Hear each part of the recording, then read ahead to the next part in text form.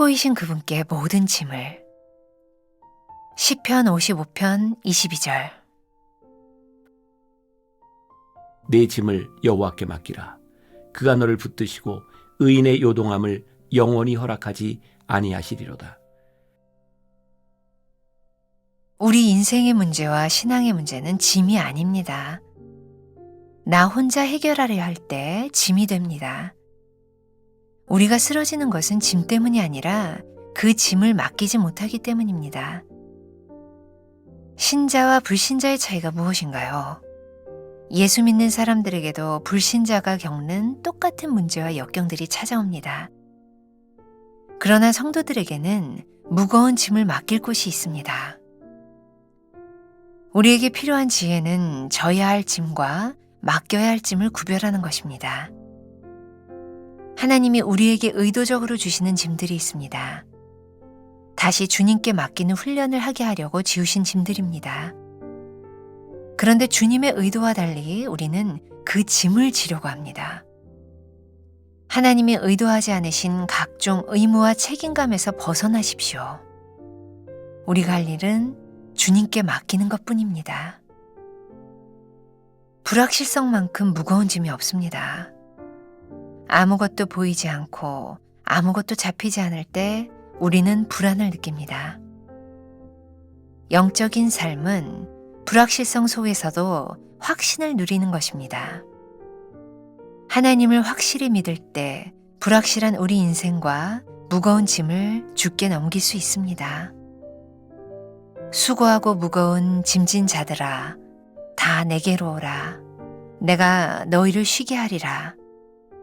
나는 마음이 온유하고 겸손하니 나의 멍에를 메고 내게 배우라.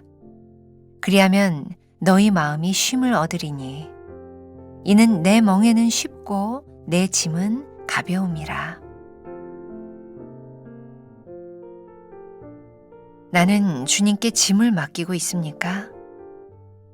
확실한 하나님께 불확실한 내 삶을 맡기고 있습니까? 주님께 여전히 맡기지 못한 짐은 무엇입니까?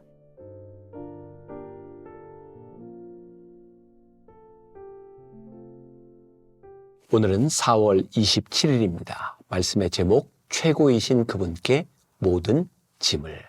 자, 계속해서 하나님을 믿는 우리 그리스도인의 삶이 어떠해야 될 것을 살펴보고 있습니다. 오늘은 그분께 우리의 모든 짐을 맡기는 삶, 그게 그리스도인의 삶이라고 하는 것을 여러분들과 함께 나누어 보려고 합니다. 여러분들 책 처음이 그렇게 시작하고 있죠. 우리 인생의 문제와 신앙의 문제는 짐이 아닙니다. 짐은 하나님을 믿는 사람이든 믿지 않는 사람이든 누구에게나 있는 것입니다. 우리가 쓰러지는 것은 짐 때문이 아니라 그 짐을 맡기지 못하기 때문이다. 하나님의 숨결에 나와 있는 제일 좋은 문장 가운데 하나인 것 같아요. 우리가 쓰러지는 것은 짐 때문이 아니라 짐을 맡기지 못하기 때문이다. 그분께 모든 짐을, 혹시 여러분들 떠오르는 찬송가가 있지 않나요? 337장. 내 모든 시험 무거운 짐을 주 예수 앞에 아뢰이면 근심에 쌓인 날 돌아보사 내 근심 모두 맡으시네. 무거운 짐을 나 홀로 지고 견디다 못해 쓰러질 때 불쌍히 여겨 구원해 주리 은혜의 주님 오직 예수. 오늘 말씀하고 딱 들어맞는 찬양이죠. 이 찬송가는 엘리사 호프먼 목사님이 작사한 찬송입니다. 어느 날 큰 시련을 당한 한 성도가 이 목사님께 찾아와서 이렇게 하소연을 했답니다. 어떻게 해야 될까요? 근심에 쌓인 내가 할 수 있는 것은 무엇일까요? 그 성도의 하소연을 다 들어준 이 목사님은 간절한 마음으로 위로의 주님께 이 성도를 위하여 기도하기 시작했고, 기도가 끝나고 난 후 이 성도가 환한 얼굴로 이런 고백을 하게 됩니다. 그래요. 이 무거운 짐을 나 홀로 지지 않고 우리 주님께 맡길게요.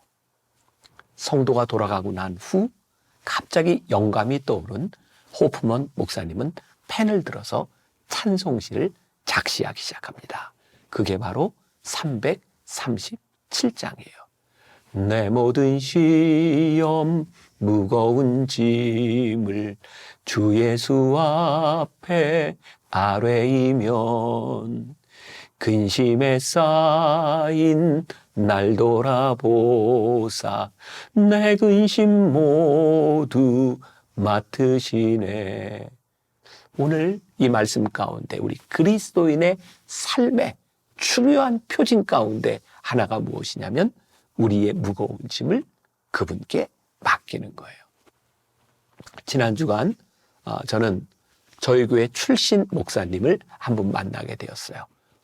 오래전 이야기죠. 이분이 전도사 시절에 만나교회 사역을 하다가 이제 단독 목회로 저기 단양에 있는 시골 교회를 담임하게 되었대요. 단양에서 목회를 하는데 그 교회에 이제 돌아가신 김우영 목사님이 우리 교회 출신이라고 이제 집회를 가시게 되었답니다. 근데 집회를 마치고 이야기하는 중에 김우영 목사님이 당시 전도사님에게 이렇게 물었대요. 어려운 거 없어? 근데 그 교회는 이 전도사님이 한 장로님 때문에 너무너무 어려운 일을 겪고 있었던 거예요. 목사님, 저 이 장로님 때문에 힘들어 못 살겠어요. 그랬더니 김우영 목사님이 굉장히 의외의 답을 주시더라는 거예요. 몰래 불러내서 패. 깜짝 놀랐대요. 목사님이 그렇게 솔루션을 줄 줄. 데리고 가서 좀 때려주라 그러대요. 근데 이 전도사님이 그렇게 얘기했대요. 목사님, 근데 그 장로님이 너무 힘이 세요. 싸움도 너무 잘하게 생겼어요. 그랬더니 목사님이 또 쉽게 대답을 하셨대요. 그럼 참어. 근데 그 말이 위로가 되었대요. 내 이 무거운 짐을, 내 아픔을 알아주는 분이 계시구나. 그게 30년이 지난 지금도 잊을 수 없는 위로가 되었다는 거예요. 우리 예수님께서 여러분들에게 그렇게 말씀하시진 않겠죠. 하나님, 저 사람 때문에 너무 힘든데 어떻게 해요? 패! 뭐 그러시진 않겠죠. 근데 우리 주님이 우리의 무거운 짐을 기억하시고 알아주시고 내가 너와 함께 그 짐을 지어줄게 말씀하시기 때문에 우리들에게 위로가 되는 거죠. 우리들에게 굉장히 중요한 것이 있어요. 오늘 이 하나님의 숨결에 진짜 중요한 부분일 것 같은데 조금 아까도 제일 중요하다고 했는데 또 중요한 말씀이네요. 두 번째 중간에 이런 문장이 있죠. 우리에게 필요한 지혜는 져야 할 짐과 맡겨야 할 짐을 구별하는 것입니다. 져야 할 짐은 무엇일까요? 우리가 감당해야 되는 십자가가 있어요. 맡겨야 될 짐은 무엇일까요? 우리가 마땅히 져야 될 십자가인데 내 힘으로 되지 않아요. 주님께 맡기는 거죠. 그런데 이 차이는 무엇일까요? 저는 가끔 이렇게 교인들이 통성으로 기도할 때, 교인들이 무슨 기도를 하나, 이렇게 이제 들을 때가 있어요. 그런데 매일 똑같은 기도를 하는 분이 있어요. 기도하는 게 잘못된 것은 아닌데, 이제 하나님, 이 문제를 어떻게 할까요? 주님 맡아주세요. 라고 기도를 했는데, 그 다음날도 똑같이 기도해요.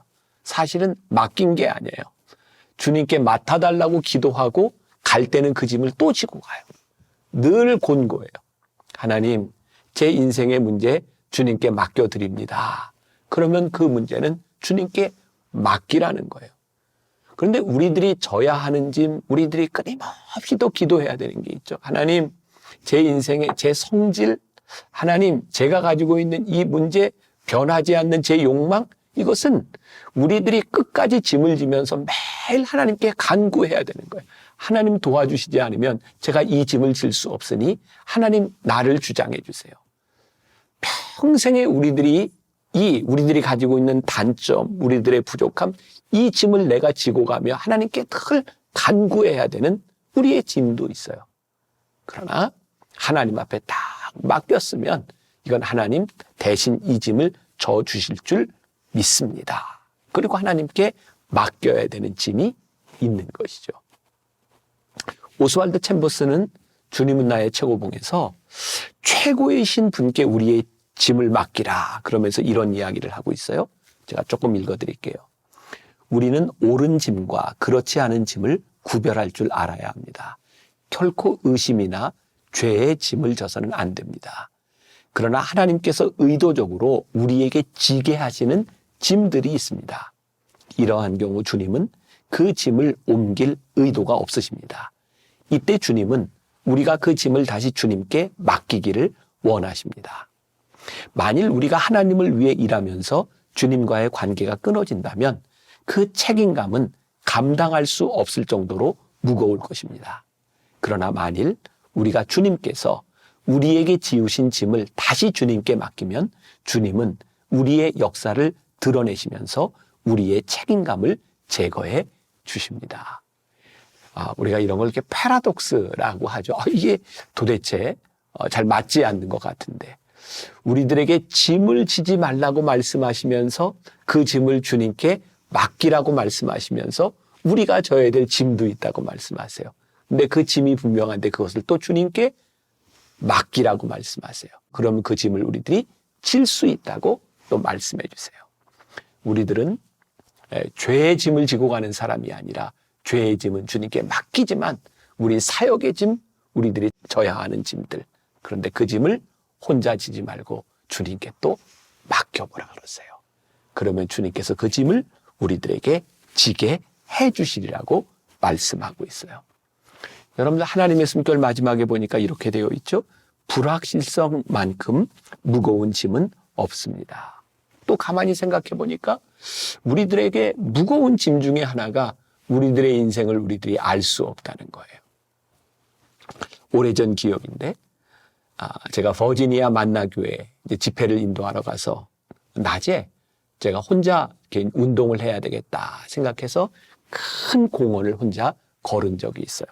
근데 공원이 굉장히 컸는데 갑자기 날이 어두워지면서 비가 내리기 시작했고 이러다가 집에 못 갈 수도 있겠다라는 생각이 들었어요. 길을 잃어버렸어요. 그래서 거기에서 이제 안전요원에게 전화를 해서 나를 좀 데려가 달라. 그리고 왔는데 저를 데리고 공원 밖으로 딱 나가는데 바로 옆에 그 출구가 있었던 거예요. 제가 그 기억이 생생해요. 나로 하여금 불안하게 만들었던 것은 사실에 대한 문제가 아니라 내가 그것을 모른다는 것이었어요. 만일 바로 제 옆에 얼마 떨어지지 않은 곳에 출구가 있다는 확신이 제 속에 있었다면 저는 그렇게 두려워하지 않았을 것 같아요. 우리의 인생의 두려움은 늘 불확실성 속에 있어요. 저도 여러분들도 때때로 이 불확실성이라고 하는 두려움이 우리들 가운데 엄습할 때가 있어요.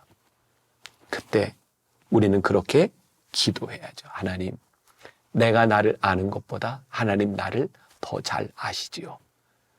내가 알지 못하는 이 불확실성의 짐을 주님께 맡겨드립니다. 주님께서 나를 인도하여 주실 줄 믿습니다. 그 믿음의 확실성이 우리를 인도해 주는 것이죠. 오늘 저는 최고이신 그분께 우리의 짐을 한번 맡겨보는 믿음의 연습이 있는 날이 되었으면 좋겠어요. 주님, 제 짐을 주님께 맡깁니다. 나와 동행하여 주시고 나에게 평안을 허락하여 주옵소서. 기도하겠습니다. 최고이신 주님께 우리의 짐을 맡기는 하루가 되기를 소원합니다. 우리가 알지 못하는 것, 우리들이 확신하지 못하는 것, 우리의 인생에 참 무거운 짐인 줄 우리가 알고 있습니다. 그런데 주님께서 우리의 인생을 인도하여 주실 줄 믿기에 이 무거운 짐을 주께 맡기오니 우리와 함께 동행하여 주옵소서. 예수님의 이름으로 기도했습니다. 아멘.